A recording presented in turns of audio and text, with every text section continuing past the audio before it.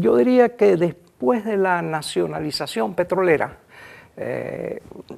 se produjo una especie de reflujo del pensamiento y la acción intelectual sobre el petróleo, por varias razones. En primer lugar, que fue una nacionalización, como se decía en la época, chucuta, que dejaba abierta la puerta de una reprivatización. En segundo lugar, se respetó tanto la estructura administrativa como la gerencia, como las líneas estratégicas de todas las empresas supuestamente privatizadas, al extremo de que había una empresa que era la Goben, otra que eran las mismas estructuras de la Shell, las mismas estructuras de la Creole. Se tomó en bloque, en lugar de integrar todo eso, se crearon especies de compañías que respetaban el personal, las estructuras, los procedimientos, los estilos de las empresas petroleras que fueron nacionalizadas. Y en tercer lugar empezó esa especie de tendencia hacia la reprivatización. Entonces tratar de alejar el problema del petróleo de la vida nacional, insistir en ese elemento de que eso era un excremento del diablo, de que es una cosa mala, negativa, de que los venezolanos teníamos que deshacernos de esa influencia negativa, con el objetivo de entonces pasar a desarrollarnos por nosotros mismos sin que hubiera esa maligna fuente que nos deparaba tantos ingresos fáciles. Entonces, quizás ideológicamente hubo esa influencia con el objetivo de que hubiera, y entonces fíjate que eso terminó a tal extremo de que se planteaba la reprivatización de Petróleos de Venezuela. Se decía que lo que había que hacer era salirse de la OPEP y vender más y más. Se lo decía, yo saqué un artículo sobre eso diciendo, Adam Smith decía que en un momento, si una empresa empezaba a vender casi por debajo del costo, su destino era la ruina, que eso no tenía sentido, y sin embargo muchos economistas sesudos planteaban eso, que lo que tenía que hacer Petróleos de Venezuela era salirse de la OPEP, que fija unas cuotas de producción al mercado petrolero, y entonces empezar a vender, a inundar con un dumping el mercado de petróleo para que los precios bajaran. Ahora, al bajar los precios extremadamente, y de verdad el petróleo estuvo a menos de $8 el barril, pues la actividad se iba a ser incosteable y íbamos a tener que vender Petróleos de Venezuela. Entonces había toda esa tendencia ideológica que afortunadamente la revirtió la revolución bolivariana. Y hasta tal punto estaba presente esa tendencia ideológica que casi el detonante del golpe de Estado viene a ser cuando Hugo Chávez Frías ejerce la potestad soberana de la República como única propietaria de Petróleos de Venezuela de nombrar la directiva. El negocio petrolero se creía tan por encima de la República que sostenía con una soberbia inconcebible que Venezuela no podía nombrar los gerentes de la industria. Y entonces el hecho de que el presidente dijera, mire, como único accionista la República de Venezuela nombra a tales y tales personas para la junta directiva, eso desencadenó por un lado un golpe de Estado. Como todos ustedes saben, yo saqué en ese momento un artículo que se llamaba Batalla por PDVSA, la cual decía, no debemos engañarnos, toda esta conmoción y este intento de desestabilizar el gobierno tiene por fin la propiedad y la privatización de Petróleos de Venezuela. Y entonces, después de eso, fíjate que vino además un sabotaje petrolero en el cual la Junta Directiva de Petróleos de Venezuela y la nómina mayor se declararon en rebeldía contra la nación. Eso es inconcebible, que una empresa se declare que ella no obedece a sus accionistas, en este caso a su único accionista, que es la nación venezolana. Pues se dio esa cosa única en la historia de los negocios, que afortunadamente fue reducida por la disciplina y la cohesión del pueblo venezolano. Ese fracaso de estrangular económicamente a Venezuela, ese intento de estrangular económicamente a Venezuela fracasó, y entonces hubo una nueva etapa en la cual se ha intentado concientizar al pueblo venezolano sobre el significado de la explotación petrolera. Entre otras cosas, se refortaleció la OPEP, que era un organismo casi en vías de disolución. Alí Rodríguez tuvo allí una importantísima altísima actividad, igual que le tocó comandar Petróleos de Venezuela durante la crisis esa del sabotaje petrolero. Y entonces con esas medidas, reapropiación por la nación de su principal industria, fortalecimiento de la OPEP y una diplomacia multipolar, se volvió a reimplantar el dominio de la nación venezolana sobre su principal recurso y a tratar de crear una conciencia sobre la importancia de él. Explicar el auge y caída de la meritocracia, porque así se autonombró esa élite de supuestos técnicos petroleros. Para explicarse todo ese proceso hay que tener en cuenta las vinculaciones externas del negocio petrolero. Lo que sucede en Venezuela le interesa a Estados Unidos, de los cuales Venezuela históricamente ha sido uno de los principales proveedores de petróleo, a la Unión Europea, a toda una cantidad de países desarrollados, a España. Entonces, y además, a través de ese conjunto de intereses, esa gerencia petrolera ha tenido una influencia muy fuerte en la política. Piensen ustedes que poco antes del derrocamiento de Marcos Pérez Jiménez, se reúnen los dirigentes de la socialdemocracia venezolana, Rómulo Betancourt, Caldera, Jovito Villalba, en un apartamento de Rockefeller, en el Central Park, para un poco planear la caída de Pérez Jiménez y cómo iba a ser el reparto posterior del poder. Las petroleras entonces ejercen así un inmenso poderío sobre el sector interno de Venezuela. Recién derrocado Pérez Jiménez, el presidente interino, Edgar Sanabria, que era nuestro profesor de Derecho Romano en esa época, un hombre muy original, él agarra y decidió, ya que tengo unos poderes tan fuertes, déjame subir la participación fiscal del Estado venezolano. Él tomó varias decisiones. Uno dijo que si yo no las tomo, no las va a tomar nadie, pero después que yo las tome, nadie las va a revertir. Le dio la autonomía a las universidades y entonces subió la participación fiscal del Estado venezolano. Pues el representante de la Creole le mandó un oficio diciendo de cómo era posible que el Estado venezolano hubiera tomado esa medida sin consultar con las compañías petroleras. Y Edgar Sanabria, en una decisión que nos honra y lo honra a él, le dirigió un oficio diciendo: tenga en cuenta que la República de Venezuela no consulta sus decisiones en materia fiscal porque para eso es soberana. Cuando viene esta meritocracia, ellos prácticamente se consideran dueños del país, que le dictaban órdenes al Ejecutivo, que el Ejecutivo no debía atreverse a tomar una decisión, ni siquiera la de nombrar la directiva de Petróleos de Venezuela. Ya ellos se creían no que el país era dueño de PDVSA, sino que PDVSA era dueña del país.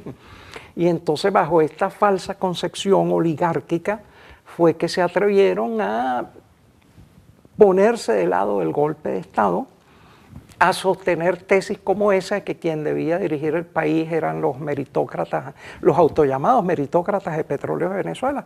Después se vio que un grupo de muchachos jóvenes, a pesar de que ellos habían casi destruido la industria, pudo poner en marcha esa industria en poco menos de un mes, sin necesidad de esa tal meritocracia. Es decir, entonces, pero en ese sentido, gran parte de nuestra política era dominada por los intereses petroleros y muy poca gente se atrevía a ir en contra de esos intereses petroleros. Incluso hay varias tesis en el sentido de que Carlos Andrés Pérez se atreviera a hacer una nacionalización petrolera. El general Medina Angarita, ya desde el año 44, había decretado la reconversión de la industria petrolera, es decir, todos los activos debían regresar para el año 84, debían regresar gratuitamente al patrimonio de la República. Entonces, por un lado fue una forma de que esos activos no reingresaran gratuitamente, sino a través de un pago astronómico, en primer lugar, y en segundo lugar, hubo el prodigioso incremento de precios del petróleo gracias a la crisis energética que hubo en esa época, que permitió que hubiera activos para pagarle muy generosas indemnizaciones a la industria petrolera. Y además a las transnacionales incluso parece que les convenía en ese momento centrarse en la comercialización del petróleo y no ya en ese problema directo de la extracción, etcétera, que implicaba relaciones laborales complejas con los obreros, implicaba lidias con la legislación. El gran negocio estaba en la comercialización. En realidad lo que le queda a los países productores es una muy mínima parte del negocio petrolero. En casi todas las exportaciones de nuestros países sucede eso. En realidad los precios inmensos que tiene la energía en el exterior se deben no solo a las enormes ganancias de las transnacionales, sino a impuestos que imponen los estados del exterior sobre el consumo de gasolina y el consumo de petróleo, etc. Entonces hubo todo ese conjunto de factores, pero después de la nacionalización se siguió imponiendo el punto de vista de los intereses petroleros en el país y hasta hubo un intento de recuperar el control total de Petróleos de Venezuela en abril de 2002 y después en 2002 y 2003 con el sabotaje petrolero, cosa que todos conocemos.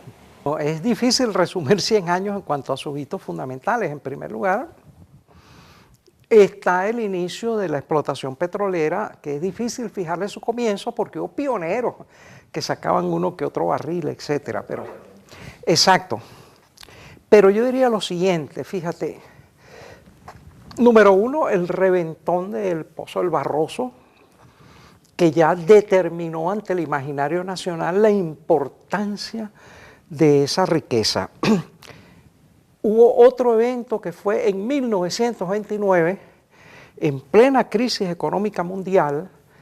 En nuestro presupuesto los ingresos por el petróleo superaron a los demás rubros de ingresos. Desde entonces el papel del Estado como redistribuidor del petróleo y del ingreso petrolero, entonces vino a determinar que la importancia del Estado fuera creciendo, que se hiciera evidente que no se lo podía seguir manejando autocráticamente, como lo hacía, por ejemplo, Juan Vicente Gómez, y además que era necesario articular un nuevo modo de participación política que al principio lo llenaron los partidos socialdemócratas, los partidos llamados populistas. Hay que señalar entonces, además de eso, en 1930, gracias a esa riqueza, Juan Vicente Gómez paga la deuda pública venezolana, hecho trascendente porque en 1902 y 1903 Inglaterra, Alemania e Italia habían realizado un bloqueo y bombardeo de nuestras costas para cobrar una deuda externa artificialmente inflada. Fíjate, Venezuela entonces se libra de la deuda. En 1936, apenas muerto el dictador Juan Vicente Gómez, hay una huelga petrolera que suspende la producción durante mes y medio y que demuestra entonces el ingreso del proletariado como tal, industrial, dentro no ya de la economía, sino de la política del país. Había habido, por cierto, antes huelgas, hubo una huelga de panaderos en Caracas, una huelga de telegrafistas, ese mito de que antes no había movimientos sociales que intentó implantar la socialdemocracia es falso. Pero por su importancia esta huelga petrolera fue definitiva. López Contreras, el presidente que sucedió a Juan Vicente Gómez, liquidó esa huelga mediante la represión absoluta, toma militar de los campos petroleros y la concesión de cosas insignificantes como un bolívar diario de aumento, por ejemplo, en la remuneración de los trabajadores. Para esa época un bolívar valía mucho más. Otro hito importante es cuando el general Medina Angarita, que es presidente elegido democráticamente, sanciona una norma que prevé la nacionalización petrolera, la reversión de la industria petrolera para 1983-84. Vale decir, en ese momento todos los activos de la industria petrolera debían regresar al patrimonio nacional sin pagar un centavo. Entonces, en ese sentido, eso es importante. Otro hito importante es el golpe de Estado del 18 de octubre de 1945, a raíz del cual entonces Rómulo Betancourt inicia una política de concesiones que incrementa masivamente la participación de las empresas estadounidenses. Hasta entonces, curiosamente, predominaban en nuestra industria petroleras inglesas y petroleras holandesas. A raíz de la participación de Rómulo Betancourt, empieza a haber un predominio del capital estadounidense y también en nuestro país, porque Betancourt se trae a Rockefeller, el cual crea una gran industria que se llama la Basic Economic Corporation para sus inversiones en Venezuela. Y entonces eso multiplica extraordinariamente las inversiones de capital y va a ir cambiando determinantemente el modo de vida venezolano a través del consumo y de toda otra cantidad de manifestaciones decisivas de la inversión estadounidense en Venezuela. Marcos Pérez Jiménez crea una primera empresa, una petroquímica nacional, lo cual parece ser que fue una de las razones por las cuales entró a ser mal visto por Estados Unidos, pero es un hito importante dentro de nuestra industria, dentro de la vida venezolana en relación con la industria del petróleo. Una vez que entonces cae la dictadura de Marcos Pérez Jiménez, está el incremento de impuestos del cual ya he hablado, que impone Edgar Sanabria.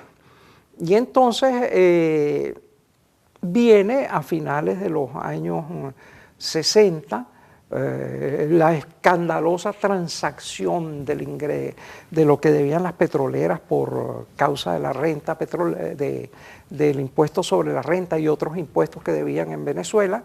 Y a principios de los 70 viene la nacionalización petrolera que hace Carlos Andrés Pérez, que entonces resitúa a las grandes empresas transnacionales, pero casi como empresas diferentes. Ahí se respeta la estructura, los procedimientos, los cuadros organizativos, etc. Las gerencias son prácticamente las mismas. Después de eso viene toda esa tendencia hacia la desnacionalización, hacia la sobreventa de petróleo, hacia la sobreproducción con el objetivo de que el precio del petróleo bajara.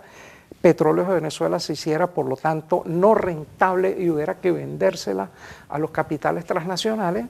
Y entonces viene la gran batalla de la llamada meritocracia por apropiarse ella definitivamente de la industria petrolera venezolana, y viene la batalla del pueblo por garantizar que la República siga en dominio de su recurso económico fundamental, que como todos sabemos se gana. Entonces, bueno, yo diría que a partir de esa gran batalla viene todo otro periodo de reapropiación de la industria petrolera, por otro lado de fortalecimiento de la OPEP, que había sido una organización fantasma que ya estaba a punto de disolverse. Ali Rodríguez logró que los diversos países respetaran las cuotas de producción para que éstas se hicieran reales.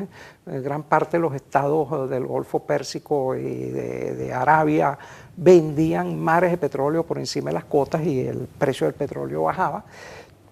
Y entonces, bueno, a raíz de las guerras imperiales de Estados Unidos empezó un proceso de sostenido incremento de los precios del petróleo y por lo tanto de nuestros ingresos por razón del petróleo. Es la etapa que estamos viviendo actualmente. Entonces, además actualmente hay otro hecho muy significativo, que es que se ha reducido a un 30% más o menos de lo que era antes el petróleo que le vendemos a Estados Unidos, porque estamos supliendo a otros mercados. Y eso es sumamente trascendente, porque Martí dijo que quien le vende a un solo comprador prácticamente es esclavo de ese comprador. Entonces, al nosotros depender, disminuir la cuota que le vendemos a Estados Unidos, proporcionalmente dependemos menos de Estados Unidos y dependemos entonces de otros mercados abiertos en el mundo, el mercado de China, mercados de África, mercados de la Unión Europea, etc. eso hace que nuestro dominio sobre la empresa sea mucho más fuerte, ¿no? Bueno, yo diría que esas son las etapas fundamentales de la industria petrolera. Creo haber mencionado desde luego la huelga petrolera que hubo el año 36, que eso fue básico y fundamental.